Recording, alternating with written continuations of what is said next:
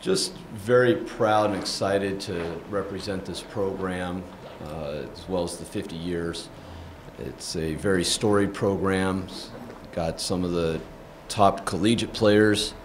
It's got some of the top U.S. internationals, iconic players. Had some of the top teams, our 1987 team going to the national final. It's also their 30-year anniversary.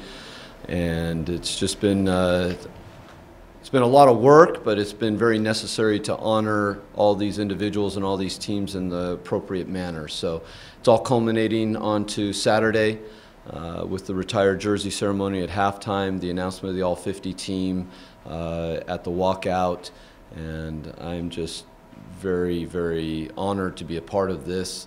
I think one last thing I'd like to add is how cool it is that George Logan, being the, so to speak, grandfather of the program and being the initial coach, his assistant was Chuck Clegg, who took over, and then I was Chuck's assistant and took over. So in that 50 years, only having 3 head soccer coaches, all of which were within the same family. So it's a really neat storyline, and it's a very, very historical program, and we're very excited to have this celebration. Any of the players that are going to be honored Saturday night have any eligibility left? I would love if I could get Eric Winalda on the field. If you've been watching our issues with scoring goals, I would take Eric right now. You know, I think we've got 1 goal in our last 5 games, so there's no question that I think Eric could help us out, and he couldn't do any worse, to be honest. But no, you know, all seriousness, I mean, Eric's going to be trying to get here. I don't know if he's going to be able to get here for the Alumni versus Alumni game, but he will be here for the ceremony at halftime on Saturday. Kevin Crowe, who was a 2-time All-America here, also a 2-time Olympian, turned down the World Cup team actually in '86 and I think '90. But Kevin will be here. Our first All-American ever is going to be here, Peter Goosens. Kyle Whitmore, our all-time leading goal scorer and point getter, is showing up. And I am missing, I said Winalda? Balboa is not going to make it, unfortunately. He's got a broadcasting event in Miami. Clay Kuhlman is in Spain on a coaching education course. And we're going to represent Alan Kelly posthumously. So. Tally Hall was the one I missed. My own guy, could you imagine that? How about that?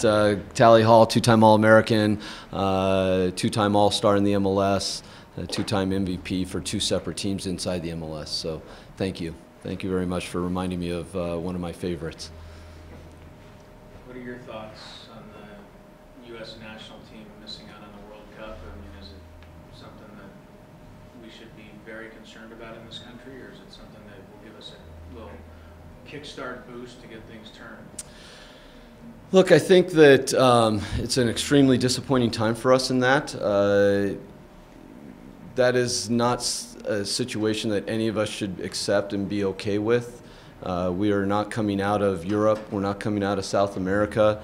We should qualify for CONCACAF every year and could probably do it a lot of times with secondary teams. I'm disappointed, to be honest with you, that Bruce stepped down. I think that he would have been a very good candidate for us to go through. But in that, there have been many teams of great stature that have not made it. The Dutch team will not be there. France, back in the day, did not make it. Germany struggled in a European qualifier. So this is not unheard of around the world. But at the same respect, you know, a lot of these teams that I'm discussing, they're not coming out of CONCACAF against the least, you know, the one at the bottom of the table in the Hex, and one that was playing with probably 2 or 3 of their best players, you know, not on the field. And so it was a disappointing night in general. It's unfortunate that we got put in the position that it was such a significant game that late. You would hope that we were qualified by that point already. Soccer in itself is a very difficult game, and teams can do those types of things. But we put ourselves in that position. We had our own fate and our own destiny in our own hands, and it is absolutely disappointing. Now, you know, there's 2 L's to look at it. We can be losers or we can learn. And if we learn, and we reevaluate and we make some changes, I think it'll be a very beneficial thing for us, because I think sometimes you can learn more from losses than from victories. And I think there's going to be some very interesting news coming up over the weekend that will actually mirror what we have going on. Could you just talk about your team this year? Even in the games that, notice that some of the scores, even the lopsided scores in the first half, for example, you were very close. How close are you, or maybe you're not close enough? Yeah. Maybe the first to answer that. Well, look, on the lopsided situation, I mean, in my first year, we played the #1 team in the country, UCLA, and lost 5-0. That's the last time we've lost 5-0 in my 20 years here. So that's a very unique moment. It was 1-0 at half. And candidly, in that game, at 8 shots to 8, one of the balls was saved off the line. Our forward beat the goalkeeper and was ready for a tap-in, and their defender made a big play. Another header went right across the face of the goal, and our player just missed the tap-in. And at that moment, 8 against 8, with those 3 chances, it was 3-0. So there are situations that say very clearly that we are very much in it. That's the 2-time national champion I'm talking about. So we're not far away, but yet there's a reality and a pragmatist, as I am as a coach, to say that, how do you say you're in a game when it's 5-0 at the end? Now, you look at most of the other games, they're 1-goal games. It's a very good team that I have. I still believe in them very strongly. The effort they had against UCLA was phenomenal and very difficult to do when you are having a season that we're having, where we're all candidly disappointed. So to answer your question, I don't think we're far away, but there are a lot of things that we're missing in order to get ourselves to the spot to say that that statement's true and that we actually go out and do it. Is any of this season a hangover from how last season ended? You had such a good season last year, and it was kind of a shocking end. Yeah, hangover. I wouldn't say that. I think unexpected, disappointing would be the 2 adjectives I'd utilize. Look, we lost 5 seniors and senior starters, and we truly believe that we had everything inside our program to simulate or replicate what we did last year. There was no question in our minds. Things took place in between those 5 seniors where, we have a young man that was a freshman All-American that's, not capable of playing the rest of the year and was playing at 75 to 85% at his fittest this year. That's a freshman All-American in the center of the park. Then one of our young men decided to try and go the pro route, and he would have certainly been an all-Pac-12 center midfielder this year. So now 2 Pac-12 center midfielders are not in our group, with 5 senior starters out. Then a young man graduated in 4 and decided not to come back, and he was a significant player for us off the bench, and he certainly would have been playing for us. Then our, starter currently at center midfield has a pulled hamstring.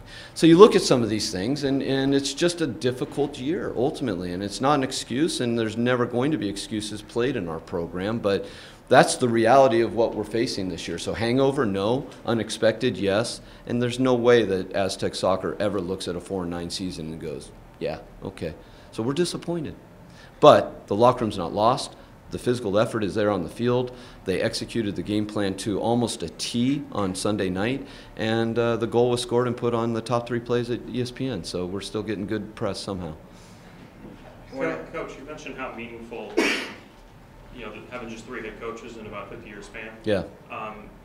Such a unique event on Saturday. How much of a boost maybe can that give your guys to see such a special moment and maybe something, interaction with the guys? We're talking about that. I wrote a message on the board last night for them to come into the locker room this morning for practice and read it. We talked about it, and look, all games are important. This is a kind of a Coach K-ism, if you will. All games are important, but some just mean more. And this one's going to mean more. This one's going to be bigger than the 2017 team. This game is not just about us. This is about the history of this program. And much like that Santa Barbara game earlier in the year, there was greater significance to that than just 2017. Santa Barbara knocked us out at 2 out of the 3 tournaments I've been in.